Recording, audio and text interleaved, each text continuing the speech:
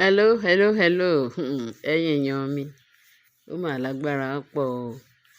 Àwọn olórí láàfin, wọ́n ní, kíní kan ṣẹlẹ́dẹ̀ ń pàkọ́. Naomi o, wọ́n ní Naomi o, pé oògùn ló ń lò fún kábíyèsí o. Ẹnìkan wá sí ṣọ́ọ̀ṣì wọn lánàá tí kábíyèsí suspect àlejò kan ni o. Ẹni ẹlẹ́ni, ó ti pẹ́ tó ti rí Naomi o. Àwọn tó ń wá tí gbogbo àwọn èèyàn tí wá ṣe sọ lánàá pé àwọn míì tó jẹ́ pé ó wù wọ́n ṣùgbọ́n ó wù ẹlẹ́dàá wọn. Ó wù wọ́n láti fẹ́ Naomi àti láti like. Ìgbà tí Naomi ò dẹ̀ gbà fún wọn, wọ́n yìí ń bring wàhálà pé àwọn ó ṣà fẹ́ súnmọ́ ṣá. Wọn ò mọ̀ pé Naomi ti make up mind ẹ̀. Naomi ò dẹ̀ ń ṣe èèyàn bẹ́ẹ̀ torí iṣẹ́ tí Naomi gbé dání kò gbà láàyè láti ṣe rádaràda tí àwọn olórí láàfin tó ń ṣe. Gbogbo àwọn olórí láàfin yẹn, Naomi ń ṣògùn, ogun ló fi di kábíyèsí mú, ogun ló fi ṣe gbá, ogun ló fi ṣàwọn. Àwọn òpè, ṣé wọ́n fi ìpè bóyá ogun ó lágbára ju Ọlọ́run lọ? Ká má rí. Wọ́n fi pé ogun ó ju Ọlọ́run lọ, kò ju Ọlọ́run lọ. So wọ́n ò mọ àṣírí Ọlọ́run bẹ pẹ̀lú àwọn èèyàn. Nǹkan táwọn kan ò mọ̀ nìyẹn. Bẹ́ẹ̀ ni, wọ́n sọ pé aṣiwèrè ló ní Ọlọ́run ò sí. Aṣiwèrè ló ní kò sí Ọlọ́run. So what are we saying? Wọ́n ní olórí Naomi. Tóbi ni. Wọ́n ló wá ní kó wá rí kábíyèsí ní ilé. Àti ìgbà tí kábíyèsí ti dé láti hospital ní kó ń lọ wo kábíyèsí. Wọ́n ní wọn ò jẹ́ kí ó wọlé. Kábíyèsí ti sọ pé òun ò tiẹ̀ fẹ́ gbogbo wọn. Anybody wá wò ó. Ṣùgbọ́n tí Naomi bá wọlé, kó jẹ́ kí Naomi wọlé. Wọ́n ní bó ṣà force ara ẹ̀, ìyẹn olórí Tóbi force ara ẹ̀. Ó lọ rí kábíyèsí. Kábíyèsí ní kí ló ń wá torí inú ẹ̀ tí ẹ̀ ń bí kábíyèsí. Kí ló ń wá kí ṣe kíní? Ló bá ní kí ló dé kí kábíyèsí máa sọ pé òun ò fẹ́ rí òun. Òun force ara òun wọlé. Wọ́n sọ pé kó òun máa wọlé ló òun. So kábíyèsí ní ó kọjá ààyè ẹ̀. Nígbà tó ní kó máa wọlé, kí ló ń wá? Kí ló ń fẹ́ fi ẹ ṣe? Ó yẹ kí kábíyèsí sọ bẹ́ẹ̀ pé kí ló fẹ́ fòun ṣe. Tó bá jẹ́ pé Naomi ń sìn. Naomi náà kọ́ ló ti disappoint ẹ. Naomi náà kọ́ ló ti ṣe gbá. Naomi ló sọ pé ẹnìkan ó wá sí church ó wá ṣe kíní. Wọ́n níbi tí kábíyèsí pẹ̀lú gbogbo oògùn tó ń lò fún kábíyèsí. Tó bá ní kábíyèsí ṣe fẹ́ máa sọ pé tí òṣèré máa sọ pé Naomi náà ń gbọ́dọ̀ pé oògùn ṣáá ni ló fi ń fẹ́ kábíyèsí. Wọ́n lọ níbi tí kábíyèsí gan tí inú tiẹ̀ ti ń bí. Bóun tí ẹ̀ kọ́kọ́ ṣe rí pé kí ló wá ṣe tó wá disturb òun. Ni wọ́n ní kábíyèsí kan fún ní ìfọ̀tí pẹ̀lú ọ̀rọ̀ kọ̀rọ̀ tó ń sọ. Wọ́n ló kàn di ìfọ̀tí lù. Ó yá kán bundle ẹ̀ síta. Nígbà tí wọ́n ní ẹni tó ń fẹ́ ní ìlú tó ń dára. Tó bá dárin náà nǹkan ta ló fẹ́ gbé? Ta ló fẹ́ bá gbé? Òun lọ̀rọ̀ àwọn olórí láàfin. Ẹ jẹ́ kí n wá sọ nǹkan kan fún yín o. Gbogbo ẹ̀yin ṣògùn. Gbogbo ẹ̀yin tẹ́ fi òògùn de ọkọ yín mọ́lẹ̀. Gbogbo ẹ̀yin tẹ́ ń fi òògùn tẹ́ fi ń ṣèrú tẹ́ fi ń gbà àbùkù. Ẹ jẹ́ ya stop ẹ̀. Ẹni tó sọ pé Naomi ṣògùn ṣe kíní. Naomi fi pé ó fòògùn fẹ́ kábíyèsí. Káwọn náà, ó dàbí pé mo sọ̀rọ̀ yẹn wẹ̀. Káwọn náà súnmọ́ kábíyèsí, kán súnmọ́ olórí Naomi. Pé àǹtí ẹ jọ̀ọ́ àbí olórí Naomi. Ẹ jọ̀ọ́ a fi Ọlọ́run bẹ̀ yín. Ṣé rí bí tẹ́ ti lọ ń ṣògùn tí yín? Ó dàbí pé ó máa ń jẹ́ gidi gan. Dẹ̀ fi ọ̀nà hàn wá. Káwa náà ká lọ try. Kíní yẹn dẹ̀ fọ̀nà hàn wá ká try tiwa náà. Naomi àkókò fọ̀nà hàn yín. A sọ fún yín bó ṣe ń ṣe tiwọn. Ẹ kàn beat around the bush. Ẹ sáré mọ́tò kọlu òpó iná.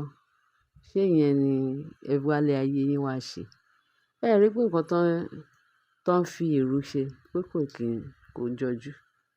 Ẹ fi irú ṣe náà kò dẹ̀ lè jọjú because ní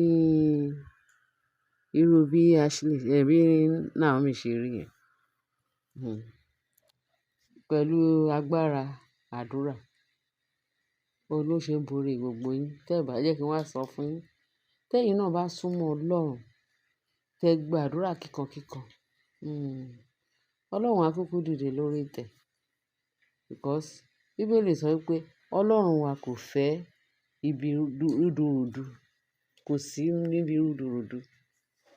Ẹ̀yin dẹ̀ fẹ́ fi èrú gba ìbùkún, kò lè ṣẹlẹ̀, kò lè possible fún yín.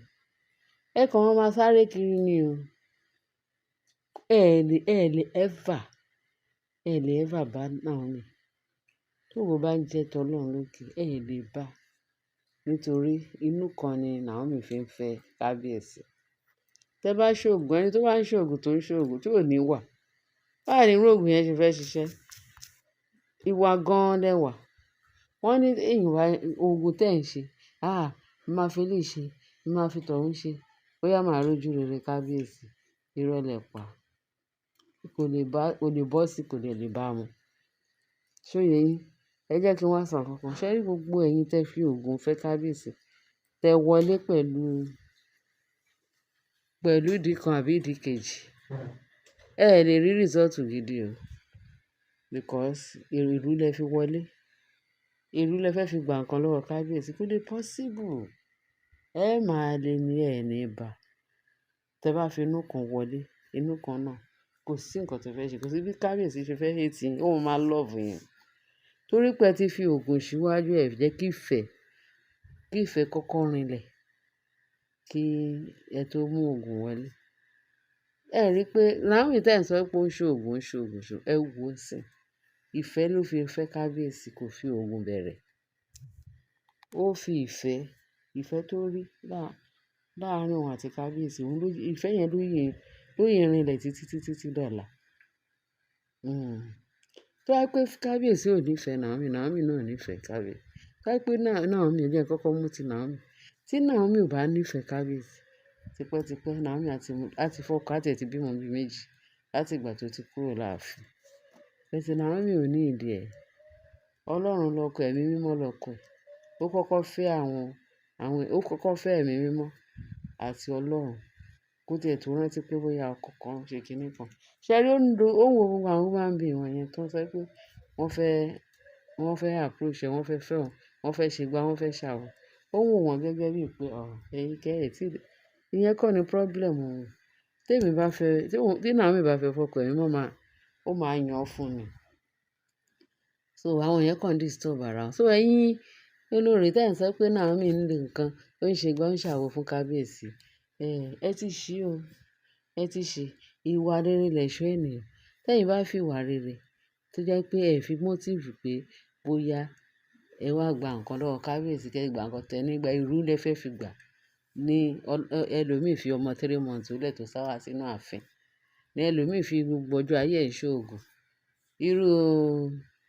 Irú ìyá àgbà yẹn, ọmọ ìgbìrà yẹn, irú yẹn, ògùn nìyẹn tí ẹ fi wọlé tó fi pé bóyá kábíyèsí máa nífẹ̀ẹ́ òun títí ó lé lọ. Torí ẹ̀ lògùn yẹn ṣe ń sunkún. Ògùn ti sunkún. Gbogbo àwọn tó fẹ́ kábíyèsí pẹ̀lú ògùn lè nífẹ̀ẹ́ wọn mọ́ torí ẹ̀ ló ṣe hate wọn sìn. Torí ẹ̀ wọ́n túbọ̀ ń hùwà ìwà tí kábíyèsí máa fi hate wọn, wọ́n túbọ̀ ń hù síwájú àti síwájú sí. Ògùn lè ràn wọ́n o, ògùn lè ràn Naomi, ògùn lè ràn kábíyèsí. Ẹ má wulẹ̀ jàǹpátá. Ẹ̀yin èèyàn mi, ẹ ṣé gan-an. Ẹ bá mi fi tó kù sí comment section. Kẹ́ ẹ lè bá mi like, kẹ́ ẹ bá mi subscribe, kẹ́ ẹ lè bá mi share. Ẹ ṣé gan-an, Ọlọ́run á dúró tì wá o. Mo mọ̀ lóore, ẹ bá mi share, ẹ ṣé gan-an. Jésù Kristi Olúwa wa. Amen.